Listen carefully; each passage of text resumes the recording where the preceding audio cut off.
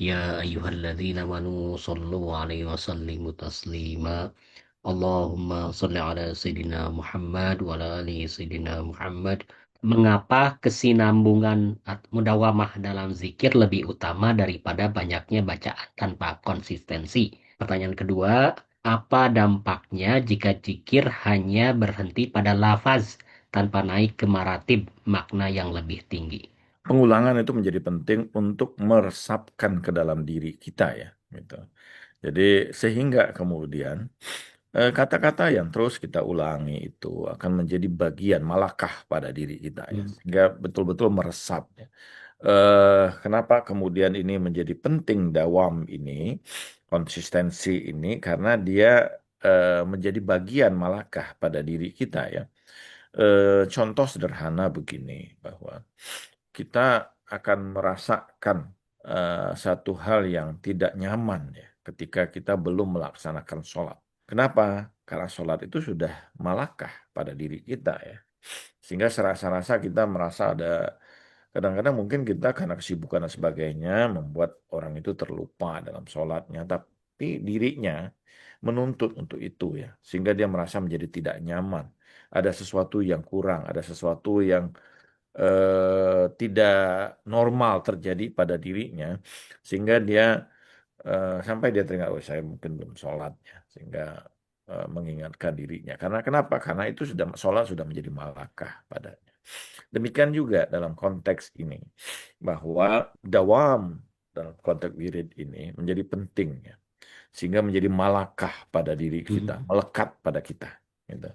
Dan sehingga dalam keadaan apapun lidah kita tidak akan kemudian mengeluarkan kata-kata kecuali kata-kata yang memang bagian dari zikir atau wirid tersebut ya.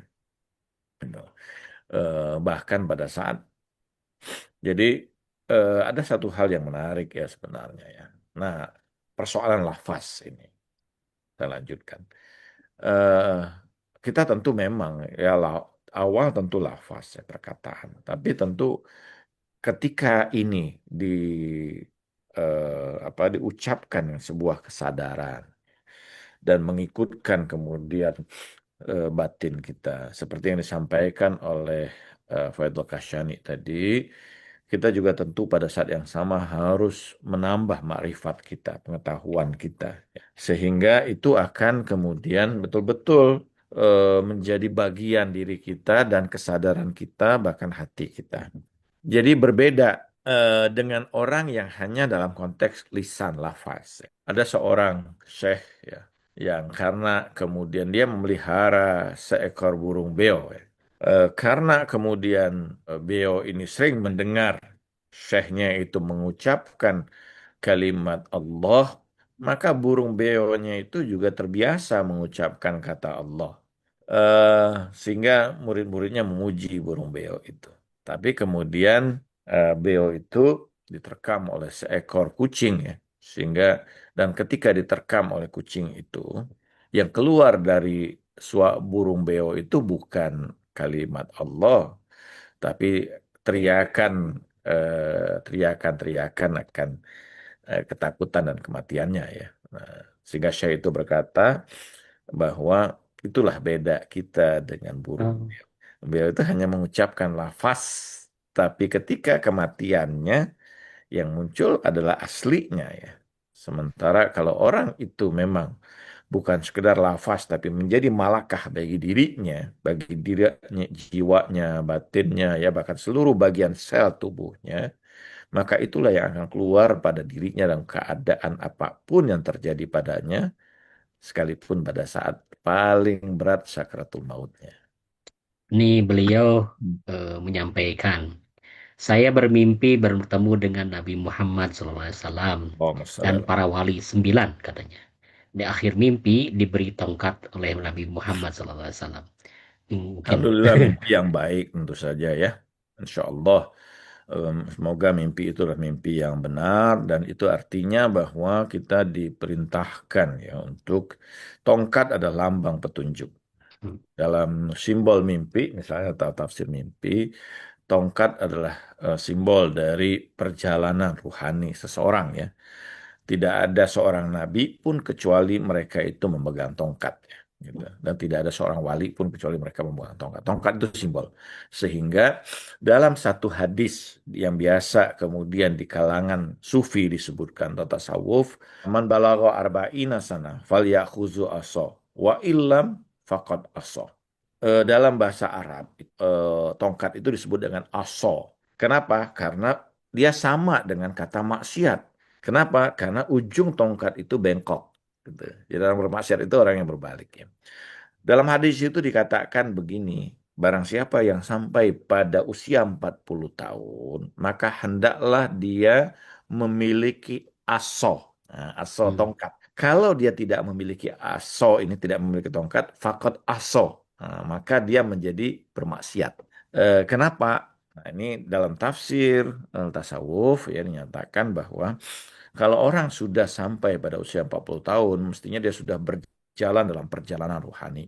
Kalau dia tidak melanjutkan proses ruhaniah dirinya ini, gitu ya, atau mungkin dia apa, usia sudah 40 tahun tapi masih belum melakukan taubatnya, pembersihan dirinya, maka dia pasti bermaksiat.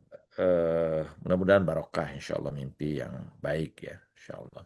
Karena mimpi Amin ya yang Allah. mudah-mudahan mimpi yang benar lah, insya Allah. Nah, mimpi dengan orang-orang soleh itu tentu sesuatu yang baik ya. Dalam doa-doa Ahlul Bait ditemukan kata bihaki Muhammad wa ali Muhammad, juga nama imam. Rahasianya apa? Nama Nabi itu dan nama para Ahlul Bait itu adalah kunci-kunci dari apa gaiban ya, Miftahul Hmm. Gaib. Karena itu misalnya bahkan bukan cuma para ini ya. Jadi dalam kitab tentang Qissatul Anbiya ya, kisah para nabi, Bani Israel itu pernah mengalami kemarau panjang, ya, kekeringan. Dan mereka memohon, tapi kemudian hujan tidak turut. Sampai kemudian salah satu di antara mereka kemudian membawa tongkat Nabi Musa. Dan kemudian berkata, demi tongkat ini, turunkanlah hujan pada kami. Maka saat itu juga Allah menurunkan hujan. Kenapa?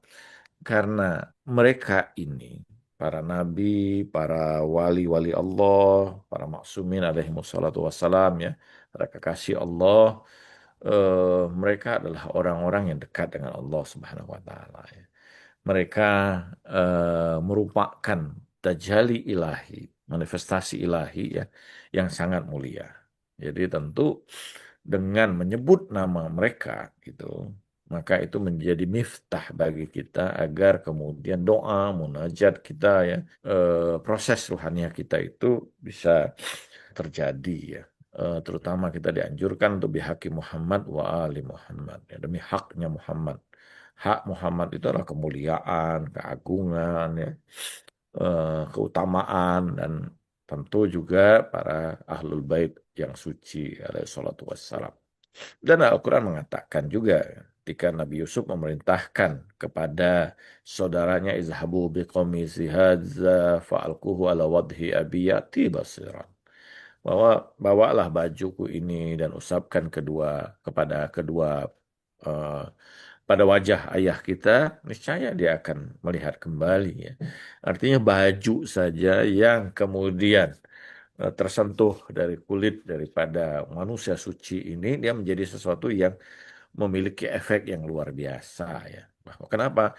Karena baju ini juga bagian dari makhluk Allah yang ketika dibawa dengan zikir, dengan doa, dengan ibadah, dalam menerima wahyu dan sebagainya, menjadi sesuatu yang sangat luar biasa. Demikian juga tempat-tempat maksiat, tempat-tempat yang membahayakan ruhaniah kita, tempat-tempat yang diturunkan bala, diturunkan bencana.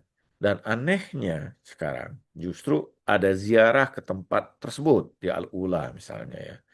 Ramai Iya. kemudian orang-orang Indonesia berbondong-bondong ke tempat itu, padahal tempat itulah tempat yang Amin. dilaknat oleh Allah Subhanahu wa Ta'ala. Kita harus menjauhi tempat itu karena efek yang ada betul tidak ada ini ya, tetapi secara ruhania itu memiliki efek yang luar biasa. Rasulullah sendiri pun tidak mau melewati tempat Hmm. itu, bahkan berjalan dengan sangat cepat meninggalkan tempat itu karena tempat itu pernah diturunkan azab oleh Allah Subhanahu wa taala. Jadi kita tentu berhati-hati ya secara karena tempat-tempat yang buruk seperti itu dia punya efek secara rohaniah Hmm. kita. Yang kedua, mohon konfirmasi bahwa tasbih Fatimah Zahra karena permintaan meminta pembantu yang tidak dipenuhi Nabi. Diberi yang lebih baik dunia akhirat berupa tasbih. Syukur Ustaz. Apa namanya? Tentu itu sesuatu yang gampang bagi Nabi ya, gitu. Untuk melanjutkan. Tapi Nabi mengajarkan. Sebenarnya itu Nabi mengajarkan. Mengajarkan. Mengajarkan kepada putrinya dan tentu mengajarkan kepada kita semua. Ada hal yang lebih luar biasa. Dari derita, dari kesulitan yang kita alami dalam kehidupan ini, bahwa ada hal yang lebih luar biasa. Yang bahkan kalau kita amalkan itu menjadi memberikan efek yang luar biasa.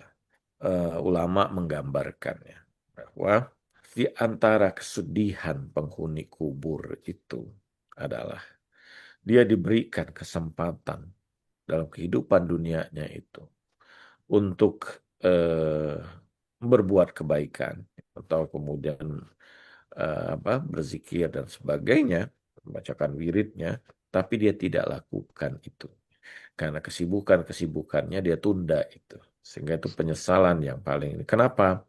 Karena setiap zikir yang diucapkan itu dalam sebagian riwayat disebutkan bahwa setiap bagian dari zikir yang kita ucapkan itu akan berubah menjadi malaikat-malaikat yang akan memberikan kebahagiaan dan perlindungan kepada kita, bahkan menemani kita di alam kubur kita. Itu salah satu efek ya tentu saja yang terjadi dari zikir atau dari dawamnya wirid yang kita ucapkan.